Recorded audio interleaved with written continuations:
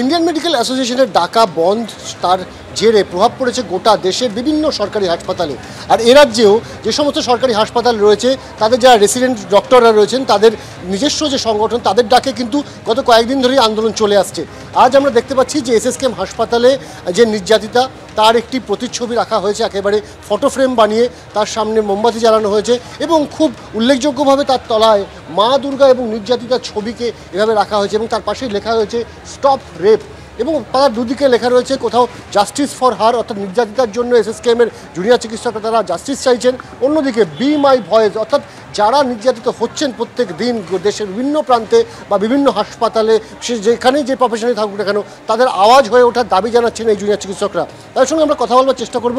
আমরা দেখতে পাচ্ছি যে একেবারে শ্রদ্ধার বেদি বানিয়েছেন আপনারা নির্যাতিতার জন্য এবং তারপর আজকে আপনারা আপনাদের কর্মবিরতি চালাচ্ছেন, যে স্ট্রাইক রয়েছে সেটাতে আপনারা পার্টিসিপেট করেছেন। কি বলবেন, কি কি দাবি রয়েছে আপনাদের? আমাদের প্রথম দাবি তো আমরা সিবিআইয়ের কাছে রেখেছি যেন প্রত্যেকটা কালপ্রিটকে অ্যারেস্ট করা হয়, যেটা এখনও অবধি করা হয়নি। কিন্তু সেই জায়গায় দাঁড়িয়ে প্লাস আমাদের কোনো ওয়ার্কপ্লেস সেফটি নেই। আপনারা জানেন রিসেন্টলি এত কিছু চলা মানে জরুন আরজি করে কিরম একটা মব অ্যাটাক হয়ে গেছে, সেখানে পুরো প্রপার্টি ড্যামেজ হয়েছে, সিস্টারদের রেপ থ্রেট দেওয়া হচ্ছে, এগুলো সবই আপনারা নিউজে অলরেডি বলা হয়েছে। তার সত্ত্বেও মানে এটা থেকে ক্লিয়ারলি বোঝা যাচ্ছে যে আমাদের কোনো মিনিমাম ন্যূনতম ওয়ার্কপ্লেস সেফটি নেই। আমাদের যারা রক্ষাকর্তা তারাই আমাদের রক্ষা করতে পারছে না। সে জায়গায় দাঁড়িয়ে আমরা কার কাছে যাব এবার? আমাদের রক্ষাকর্তারাই আমাদের রক্ষা করতে পারছে না। অলরেডি একটা মেয়ে ধর্ষণ হয়ে মার্ডার হয়েছে, তারপরেও এরকম একটা জিনিস কন্টিনিউয়াসলি হতে থাকছে। তাহলে আমাদের রক্ষাকর্তারা ব্যর্থ, তারা আমাদের এখানে রক্ষা করতে পারছে না। আপনাদের এই যে পুলিশের ভূমিকা বা পুলিশ রক্ষা করতে পারছে না বলে যে অভিযোগ আপনারা করছেন, ডিমান্ড কি থাকছে? যে নিরাপত্তা তো সুনিশ্চিত হচ্ছে না। আমরা দেখলাম আরজি করে এত পরিমাণ পুলিশ বাহিনী ছিল, তারপরেও মব অ্যাটাক হলো এবং ধূলিসাৎ হয়ে গেল দুটো ওয়ার্ড। তো সেই জায়গায় আপনাদের ডিমান্ড কি থাকছে? আমাদের সিকিউরিটি ডিমান্ড একদম আমরা লিস্ট আউট করে দিয়েছি। আমাদের যে কালকের প্রেস রিলিজ ছিল সব কলেজের মধ্যে যে মিটিং হয়ে joint doctors front, junior doctors front থেকে, সেখানে আমরা আপাতত যেটা রেখেছি আমি একদম রিড আউট করবো যাতে কোনো মিসপ্লেস অফ ওয়ার্ড না হয়, যে একদম স্ট্রিনজেন্ট ওয়ার্কপ্লেস সিকিউরিটি মেজার্স, যেটা জেনারেল সব জায়গায় কলেজ, মেডিকেল কলেজ ছাড়া স্পেশাল এমফাসিস থাকবে sub centre, primary health centre, block primary health centre, এইসব ডিস্ট্রিক্ট হসপিটালে সিসিটিভি ক্যামেরা থাকতে হবে অ্যাটলিস্ট।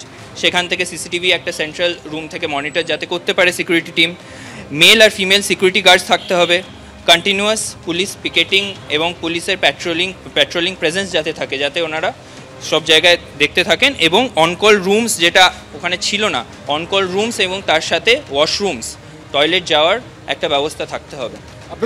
আপনাদের এই যে সিকিউরিটি ডিমান্ড সেগুলো ফুলফিল না হলে আপনারা কি আন্দোলন চালাতে থাকবেন? অবশ্যই চালাতে থাকবো। এখানে এই জিনিস আরেকবার আরেকটা মেয়ের সাথে হোক বা একটা ছেলের সাথে হোক, কেউই চায় না এটা।